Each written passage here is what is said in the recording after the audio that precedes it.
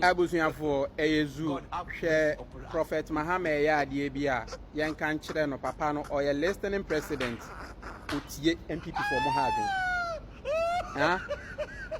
by me blame no me blame NDC TikTokers and communicators no mo sori ya papa no ya ade a enye kura ye be ka kire na amanatie no na ye sori ne ye bo na baso sa na ye dey as a papa we ni presidency na wasan aba abeje no opese Ghana fo na wiase nyina hu se His Excellency na Nado Danko Akufo-Addo aka King Herod no ye nipa boni ni na King Pharaoh no ye nipa boni ni opese o ma Ghana ni wiase amansan nyina hu se bonsam na yaka ne ho asema wo Bible mu no bonsam no sa wo ye Ghana ni or exist wo ya chimini wo he has ever led the NPP party before under the regime na chesa amanfo bokro no saa omo tete toilet so nyina toilet bi ni toilet papers nyina wo mu wiae president na Mahama na say yatia ma oye na bisi ye friend say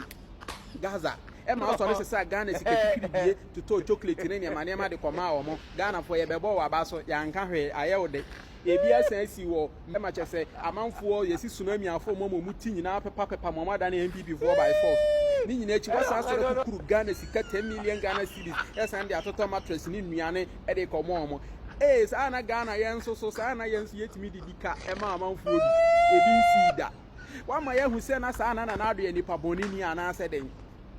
wa ma amanfoforo so nyina be kase na ado no na ni tiri mo oden na nse ya afenyo market nkwa akwaje maslok fo sika 500,000 Ghana cedi president Mahama nkaska we sika be nso mako mia papa na afenyo ko nso ya ma afenyo afiska na ba betue sika na mamo betue sika na mamo na nso maso ratam 10 million de kwa kwa mama foforo so Prophet Mahama ye be serew NPP fo waguo mu anim ase kakra eye na nso mo nso kronu ti mo de be kwa ya do ye de nkamu be wia the idea 2028 Gaza for beto aba NDC Mexico for omune Brazil for omunyina beto aba NDC etimu amohe a ai o se hwa ko na nimu nwi ai mi ye yona